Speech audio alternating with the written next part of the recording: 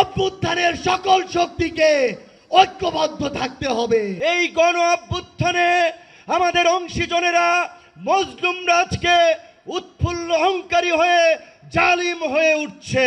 PR system ছাড়া যদি নির্বাচন হয় আবার ফ্যাসিবাদ আসবে, আবার আপনাদেরকে এই ফ্যাসিবাদ সরানোর জন্য আবার জীবন দিতে হবে, রক্ত দিতে হবে। বাংলাদেশ জামাত ইসলামের পক্ষের থেকে যে 7 দফা দাবি করা হয়েছে, ইসলামী আন্দোলন বাংলাদেশ চিন্তা ভাবনা পর্যালোচনা করে দেখেছে এটা দেশের জন্য মঙ্গল। সমাবেশে জামাতের নেতারা বলেন, নতুন বাংলাদেশ গড়তে একটি দল একমত হচ্ছে না, তবে সংস্কার ব্যর্থ হলে দেশের মানুষ তার জবাব দেবে বলে মন্তব্য করেন। ইসলামী শক্তির উপরে যে অত্যাচার জুলুম নিপীড়ন হয়েছে তার বিরুদ্ধে এই জনসমুদ্র হচ্ছে গণবিস্ফোরণের সৃষ্টি করেছে। সংস্কার প্রত্যেকেই বলে মানি, কিন্তু মিটিংয়ে বসে কেউ দেখি মানি না ভাব দেখাচ্ছেন। সমস্যাটা কোথায়? সংস্কার তো সকলের জন্য কল্যাণ, তাহলে যারা চান না তাদের মতলব আছে। পিআর পদ্ধতিতে কেন্দ্র দখল হবে না। প্রধান অতিথির বক্তব্যে জামাত আমির বলেন, জামাত ক্ষমতায় আসলে ঘুষ, দুর্নীতি, চাঁদাবাজির মূলোৎপাটন হবে। এ সময় জুলাই যোদ্ধাদের তুচ্ছ তাচ্ছিল্য করে যারা কথা বলেন তাদের এ থেকে বিরত থাকার আহ্বান জানান।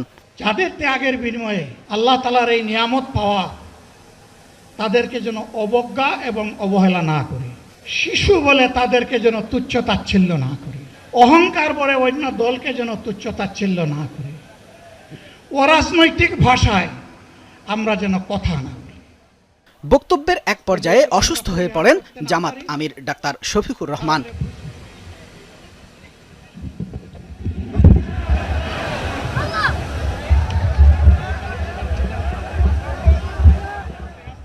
একটু সুস্থ হয়ে আবারও বক্তব্য শুরু করেন। বলেন, পূর্বের বস্তা পচা নীতিতে দেশ চালাতে চাই একটি দল, তবে তা বাস্তবায়ন হতে দেয়া হবে না। এতগুলা মানুষ এমনি এমনি জীবন দেয় নাই, জীবন দিয়েছে জাতির মুক্তির জন্যে।